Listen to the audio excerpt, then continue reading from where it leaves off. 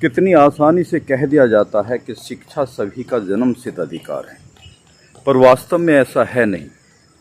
उस गरीब परिवार के बच्चे का क्या कसूर जो गरीब परिवार में पैदा तो होता है पर उसे बेहतर शिक्षा से वंचित कर दिया जाता है। शिक्षा के सामने गरीबी की इतनी बड़ी खाई है जो जितना धनवान वह अपने लिए उतने बेहतर अवसर खरीद सकता है, पर गरीबों के सामने शिक्षा प्राप्त करना ही बिना रास्ते वाला पहाड़ साबित होता है। हमारा देश एक है, देश के नागरिकों को समान अधिकार है, सभी के लिए एक न्याय व्यवस्था है, पर देश में सामान्य शिक्षा क्यों नहीं है? सामान्य शिक्षा भी होनी चाहिए।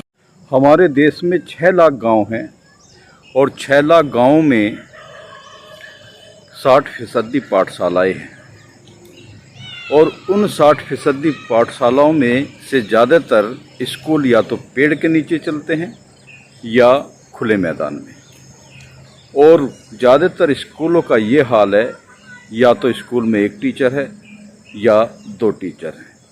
इस तरह की व्यवस्था गरीब बच्चों की शिक्षा के लिए की गई है। आज देश में शिक्षा की बहुत ज़रूरत है और शिक्षा के साथ साथ सबसे ज़्यादा रोजगार की ज़रूरत है, पर रोजगार के नाम पर क्या हो रहा है, नौकरी सरकारी हो या प्राइवेट, सबको ठेकेदारी व्यवस्था पर दे दिया गया है। देश में कर्मचारी रिटायर तो होते हैं पर नौकरी नहीं निकाली जाती। अगर नौकरी निकाली भी जाती है तो उसके पेपर लीक हो जाते हैं। नौकरी और शिक्षा में माफियागिरी इतनी बड़ी है, नौकरी में चयन योग्यता से नहीं होता, चयन होता है माफिया की माफियागिरी पर।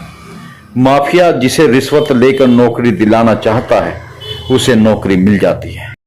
देखा जाए तो हमारे देश में शिक्षा का इतना बड़ा दोहरीकरण है कि ऊपर से जो ये प्राइवेट स्कूल बना दिए गए हैं उसमें कपड़े, जूते, बेल्ट, टाई, किताब, कॉपी कहाँ से लेनी है वो गार्जियन तय नहीं करते, स्कूल तय करते हैं कि किस दुकान से लेनी है।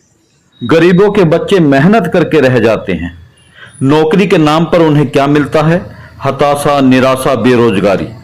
बच्चा प्रधानमंत्री का हो या किसी मजदूर का, सभी के लिए शिक्षा समान होनी चाहिए और परीक्षा भी एक होनी चाहिए, तभी पता चलेगा काबिलियत कहाँ पैदा होती है। स्थिति ये है कि पहले तो सरकारी नौकरियां नहीं हैं और सरकारी नौकरी हो या प्राइवेट नौकरी, सभी को ठेका प्रथा में दे दिया गया है।